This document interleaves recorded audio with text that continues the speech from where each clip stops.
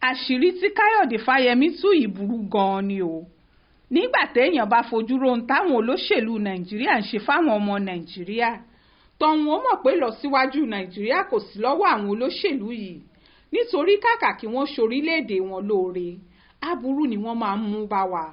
Ẹni bá gbàṣírí sí gómìnà ìpínlẹ̀ Èkìtì tẹ́lẹ̀, Kayọde Fayẹmi tó ti tún fìgbà kan ṣe mínísítà lábẹ́ Buhari sọ, tọ̀hún ó mọ̀ pé nǹkan ń ṣe wá ńlẹ̀ yìí kékeré kọ́, àti pọ́pọ́ àwọn olóṣèlú, àwọn tí wọ́n ń darí wa, ẹni ibi tí pọnmọ́ rẹ̀ bá lu ẹ̀ lọ́pọ̀ nù wọn.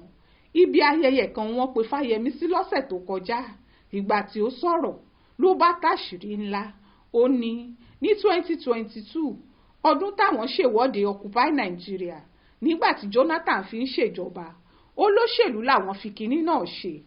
Níbikíbi tẹ́mi àwọn tí wọ́n kú bí ìwọ́de yìí bá wà, wọ́n ò yíra padà nú ìbínú ńlá tí wọ́n bá gbọ́rọ̀ ẹnu Fayẹmi yìí. Bẹ́ẹ̀ làwọn tí wọ́n ti bẹ̀dá láàbò ara tí wọ́n ń gbé kinní náà kiri báyìí ó lè ṣàdúrà fún Fayẹmi. Àtàwọn èèyàn tí wọ́n kórí burúkú náà bá wa. Ọjọ́ kìíní, oṣù kìíní, ọdún 2012 ni Jonathan yọ owó ìrànwọ́ epo bẹntiróòlù kúrò. Ní lítà epo tí wọ́n ń tà ní náírà 75 65 naira bá di náírà 141 141 naira. Ní wàhálà bá dé, àwọn olóṣèlú sá sábẹ́nú. Wọ́n tà àwọn èèyàn bíi pásítọ̀ Túndé Bákàrè, Fẹ́mi Fálànà, Yínká Odùmákin àtàwọn míì bẹ́ẹ̀ jáde. Wọ́n ní kí wọ́n da Nàìjíríà rú mọ́ Jonathan lọ́wọ́. Èrè ni Jonathan kọ́kọ́ pọ̀rọ̀ náà, ṣùgbọ́n ńgbà táwọn èèyàn yìí pàgọ́ sọ́jọ́ta tí wọ́n ń jẹ tí wọ́n mu, táwọn èèyàn ńláńlá àtàwọn olóṣèlú kọ̀ọ̀kan ń yọjú síbẹ̀ tí wọ́n ń ṣépè, tí wọ́n ń fọn rere pé Jonathan fẹ́ ba ayé àwọn ọmọ Nàìjíríà jẹ́, àwọn ò ní gbà fún un, àwọn máa lé e lọ ni. Àwọn Buhari jáde ní Kaduna, àwọn kan sarajọ, wọ́n jáde l'Àbújá. Ọ̀rọ̀ náà ti dàbí ipáyé fẹ́ parẹ́.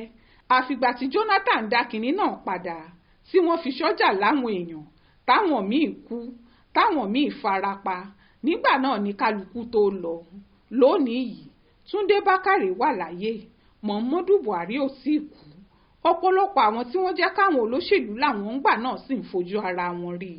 Nígbà tí Buhari dé, ó fowó kówó epo yìí.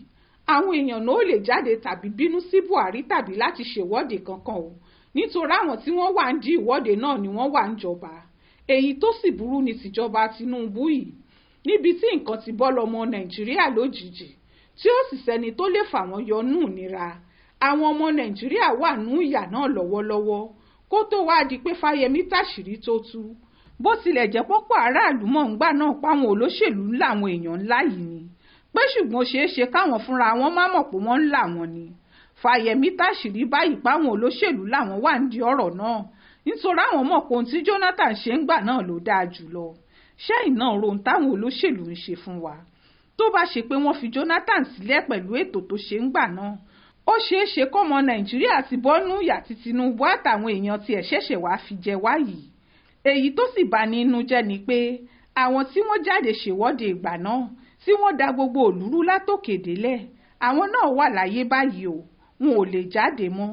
Ohun tí wọ́n sì láwọn ń jà fún gbà náà, èyí tó burú jù bẹ́ẹ̀ lọ ló ń ṣẹlẹ̀ yìí, tí ò sẹ́ni tó lè wí kinní kan sí i.